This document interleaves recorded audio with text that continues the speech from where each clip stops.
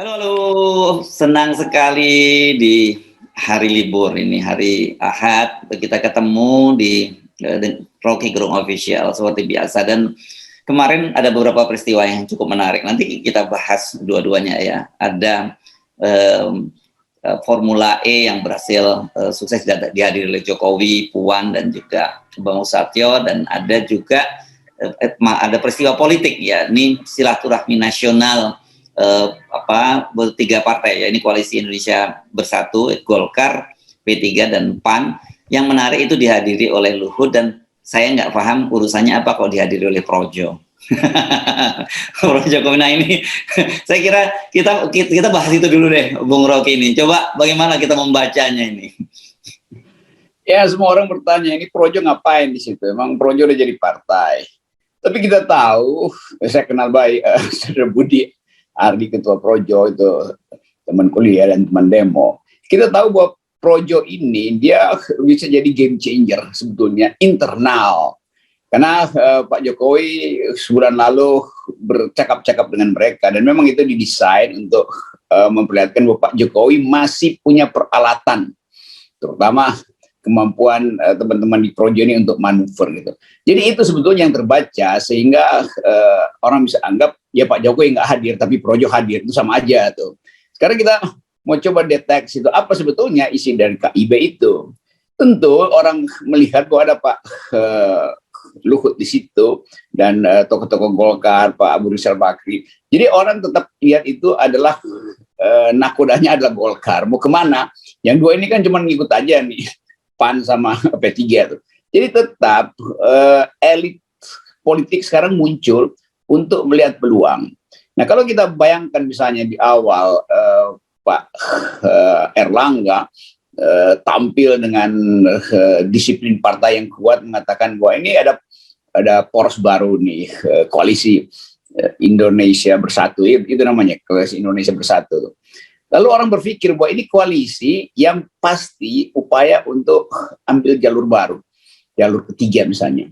Tetapi baru seminggu kemudian kelihatannya komorbid tokoh-tokoh ini dibaca oleh Pak Jokowi. Lalu muncul keterangan baru bahwa enggak, kami bukan ingin mencari alternatif, kami, ini Pak Erlangga yang katakan, kami ingin justru melanjutkan proyek-proyek atau program-program Pak Jokowi itu. Jadi terlihat bahwa ini akhirnya harus tunduk juga pada kepentingan Presiden Jokowi itu. Nah, karena itu kita lihat tadi Projo pasti disuruh Pak Jokowi untuk amat-amati deh, ini mau ngapain sih orang-orang ini. Kan itu sebetulnya tuh, kalau nggak kan nggak mungkin ada Projo di situ, buat apa. Jadi lebih tepat Projo itu adalah proksinya Jokowi di dalam KIB ini, Koalisi Indonesia Bersatu ini. Tapi kita nggak peduli sebetulnya itu. Kalau misalnya ya saya baca terus apa ide atau tema dari Silaknas itu, apa itu persilatan nasional dan silat-silatan untuk cari ide baru tuh. Tapi tidak diucapkan itu soal pencapresan, walaupun orang tahu itu adalah peristiwa politik. Yang diucapkan justru adalah tema besar, bahwa ini ke Koalisi Indonesia Bersatu akan mulai untuk menghilangkan ketegangan yang disebabkan oleh politik identitas. Lalu diterangkan oleh Pak Erlangga, juga Pak Ketua PAN, Bang Jul mengatakan, ya kita semua ingin agar supaya Indonesia tidak lagi tawuran. Kira-kira begitu, dikuatkan lagi oleh Soeharto. Jadi sebetulnya ini ide sekedar untuk memperlihatkan bahwa ada kekuatan baru. Dengan tema bagus juga, jangan ada persaingan politik yang habis-habisan. Karena itu muncul istilah, ya mesti ada lebih dari dua calon. Jadi sebetulnya ini KIB cemas terhadap dua calon yang udah kira-kira positioning hari ini kan. Ada kubu Prabowo, ada kubu Yusuf Kala. Tapi sebetulnya intinya kan ada pada konsep 20%.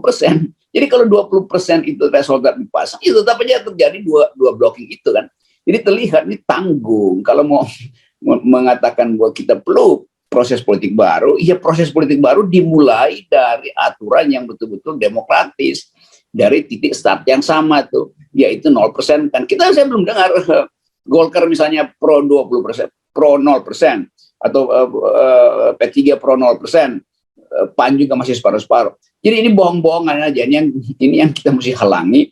jangan sampai ada penipuan di pertemuan itu tuh. Karena kalau mau jujur, dia mesti mulai dengan satu prinsip dasar. Kami ingin tidak ada lagi persaingan politik yang didasarkan pada politik identitas. Oleh karena itu, kami ingin politik itu bersaing murni dari awal. Karena itu konsekuensinya Mahkamah Konstitusi harus membatalkan 20%.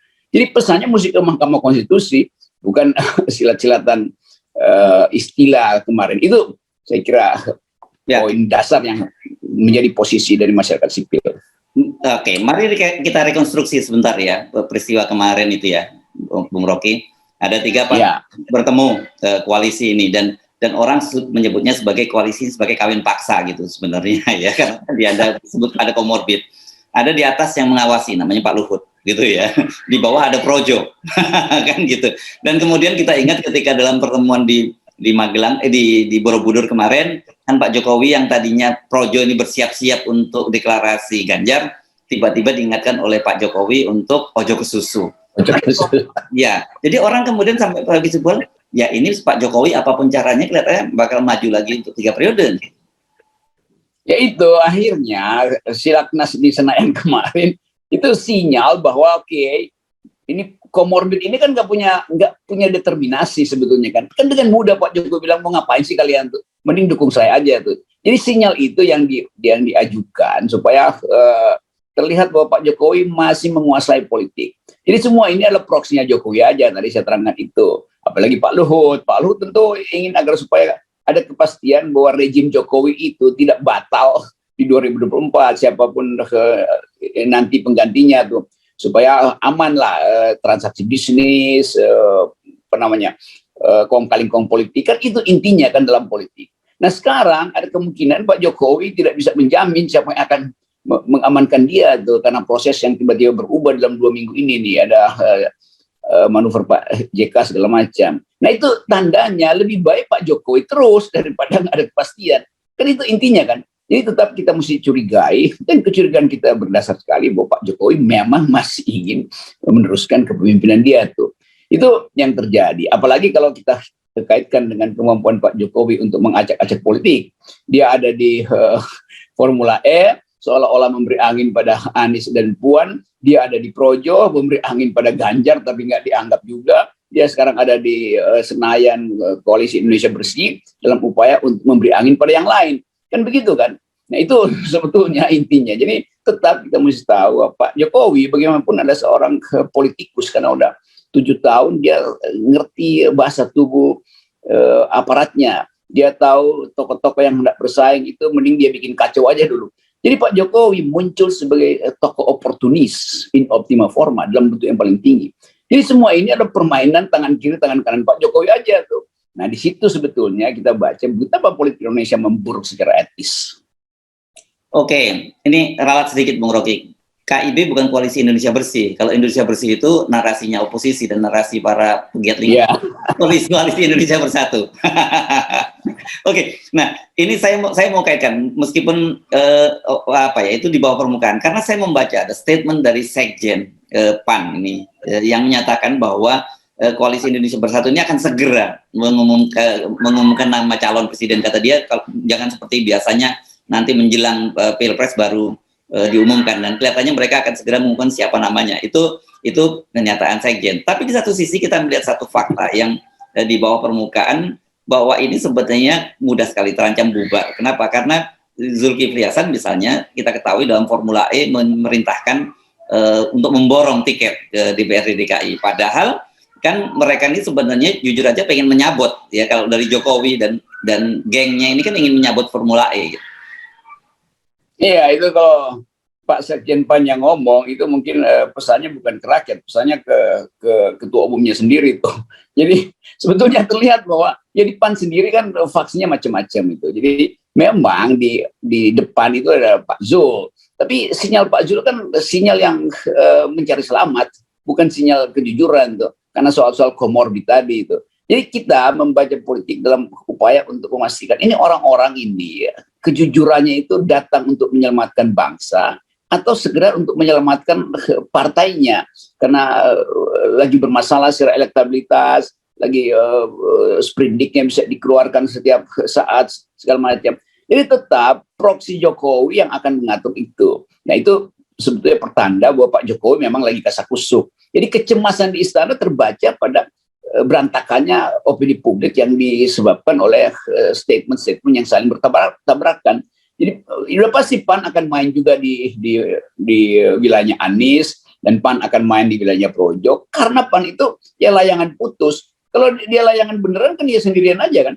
Jadi koalisi ini memang menandakan ini pasien-pasien komorbid bersatu untuk nyari dokter spesialis. Padahal sebetulnya dokter bilang kalian udah nggak bisa, kalian ya udah masuk karantina aja kan.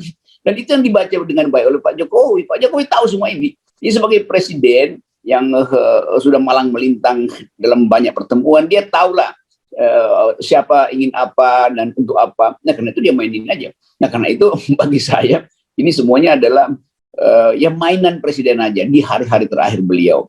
Tapi kalau kita baca statistik dunia tentang ekonomi, tentang kerusakan ya fasilitas ekonomi dunia sedang hancur, ya, manuver Pak Jokowi juga itu akan digulung oleh badai kesulitan ekonomi dunia yang akan masuk ke Indonesia. Jadi ada dua hal sebetulnya yang gagal dibayangkan, yaitu apapun manuver politik orang nggak percaya. Itu kenapa? Karena setiap upaya politik untuk menghasilkan pemimpin yang baru tanpa melalui threshold 0% itu artinya transaksi aja isinya. Dan publik ngerti itu sekarang bahwa ini transaksi, yang sana transaksi, yang terjadi di Ancol transaksi, yang terjadi di Senayan transaksi, macam-macam. Jadi udah terjadi satu kimia baru bahwa publik tidak lagi peduli dengan manuver-manuver itu. Ya. Satu lagi nih, tadi PAN ya, sekarang kita bahas P3. Kalau Golkar itu urusannya beda lah ya. Kan kemarin anggota DPD, senator dari Sulawesi Selatan, Tamsin Lindrung, mengutip pernyataan dari Pak Harso Monoarfa, Ketua Umum P3 ke Pak Bahtiar Hamzah. Ini mesti jelas ini, riwayat rawinya, urut-urutannya. Rawinya. Ya, rawi itu ya. Dia diminta untuk menjauhi PDIP, itu perintahnya Pak Jokowi. Nah, ini kan jadi ini makin seru dong kalau udah mulai masuk ke sini. Ya itu, jadi akhirnya tadi kita barusan bahas, ini semuanya dikoordinir oleh kecemasan, bukan oleh harapan. Karena cemas, maka disuruh ke sana, disuruh ke sini. Nanti mungkin dianggap ya Pak Soeharto itu terlalu dekat dengan Pak JK dalam sejarahnya, karena itu menjauh dari PDIP sekaligus menjauh dari Pak JK. Jadi soal-soal semacam itu yang membuat kita ingin melihat pemilu itu dipercepat aja tuh. Karena konfrontasinya akan berlanjut. Pak JK bagaimanapun punya kemampuan untuk mengintip keretakan di kabinet. Jadi sebetulnya kalau kita lihat dari atas, ini kucing-kucingan di kamar yang sama sebetulnya kan. Jadi begitu yang terjadi itu. Oke, sekarang mari kita hitung kalkulasinya, Bung Rocky ya. Kalau kendaraan ini katakanlah kita pasti menempatkan dugaan pertama ini tetap 3 periode akan digunakan oleh Pak Jokowi. Itu baru setelah nanti kita bahas soal ini, kita membahas kemungkinan yang diusung adalah proksinya Pak Jokowi, yakni Ganjar. Nah, bagaimana kalkulasinya? Karena bagaimanapun juga partai-partai politik besar, termasuk dalam hal ini PDIP, juga Nasdem, dan juga bahkan Gerindra sebenarnya sudah menutup pintu untuk dilakukan amandemen Undang-Undang Dasar 45. Dari mana pintu masuknya sehingga Pak Jokowi bisa manfaatkan kendaraan ini untuk beliau sendiri? Itu yang lagi dikerat-kerat oleh tikus-tikus ini kan. Kan Pak Jokowi akhirnya tahu bahwa udah Ganjar itu udah final, itu PDIP nggak akan terima lagi itu. Nah, PDIP tentu kirim sinyal, mending berpikir yang lain lah Pak Jokowi. Pak Jokowi juga sebagai orang yang pragmatis, apalagi oportunis, tahu soal itu tuh. Jadi lubang terakhir yang bisa dimasuki oleh tikus-tikus ini adalah gerilya di MPR nanti itu dalam upaya untuk mengubah konstitusi itu. Nah di situ kita mau lihat siapa yang akan jadi bumper di situ. Satu-satunya adalah DPD yang sampai saat ini masih kekeh untuk tidak mengolah isu 3 periode itu tuh. Karena Pak Lanyala kelihatannya udah final dan dibantu oleh DPD yang berpikirnya tajam itu, Pak Tamsil Lindrung segala macam berupaya di situ. Jadi medan pertarungan nanti mungkin pindah di dalam negosiasi di MPR nanti. Nah kita tunggu nanti sidang MPR kan mesti diucapkan sejak sekarang apa agendanya itu. Jadi kelihatannya manuver ini juga untuk tukar tambah dengan DPD. Jadi kita ingin perkuat DPD, jangan sampai ikut di dalam kucing-kucingan di kamar yang sama. Kemarin saya masih tadi malam masih bertemu dengan DPD, juga ada Pak Lanyala, karena di Solo nanti akan ada pertemuan untuk membahas masa depan bangsa, bukan masa depan capres. Dan Pak Lanyala kasih sinyal kuat bahwa dia akan berjuang untuk menahan 3 periode di sidang MPR nanti dari fraksi DPD. Tapi sekali lagi politik itu selalu bisa batal karena ya peras memeras di antara mereka. Pak Luhut tahu apa komorbid dari 3 partai itu, dan 3 partai itu tahu apa komorbid Pak Luhut. Dua-duanya diketahui oleh Pak Jokowi. Kalian itu komorbid semua tuh. Masyarakat sipil tahu Jokowi punya komorbid tuh dalam soal potensi konflik kepentingan di dalam keluarganya tuh. Jadi kekacauan ini yang sering saya katakan, ya kita nonton kekacauan, kita nggak akan nonton penyelesaian. Karena itu bagi buruh, mahasiswa itu agenda kekuasaan itu adalah agenda yang bobrok. Maka di banyak tempat sekarang ada konsolidasi mahasiswa, konsolidasi buruh, konsolidasi LSM. Jadi kita sambut aja bagian itu. Dan FNN ada bagian dari masyarakat sipil. Kita hanya bisa menganalisis, tapi kalau diminta untuk membuat pilihan, tentu kita berpihak pada mereka yang tidak terlibat di dalam kucing-kucingan di kamar istana. Ya. Jadi artinya sebenarnya ini jelas dengan pertemuan-pertemuan ini, dengan Silaknas ini, mereka pasti fix akan menghalangi upaya PT 20% ya, judicial review PT 20% pasti akan dihalangi karena mereka ingin tiket itu hanya beredar di tangan mereka saja. Ya itu. Jadi lebih baik rumuskan, ini orang-orang yang nggak ingin demokrasi itu dimulai di titik awal. Mereka kan transaksi aja di bawah meja, di kamar yang sama tuh di antara mereka. Jadi koalisi busuk sebetulnya. Dari segi demokrasi, ini koalisi busuk Indonesia. Koalisi Indonesia busuk, KIB Bung singkatannya. Jadi busuknya mesti di tengah. Koalisi Indonesia berantakan namanya tuh. Koalisi Indonesia berantakan. Oke. Baik, terima kasih Bung Rocky. Karena itu kita harus terus mengejarkan 0%.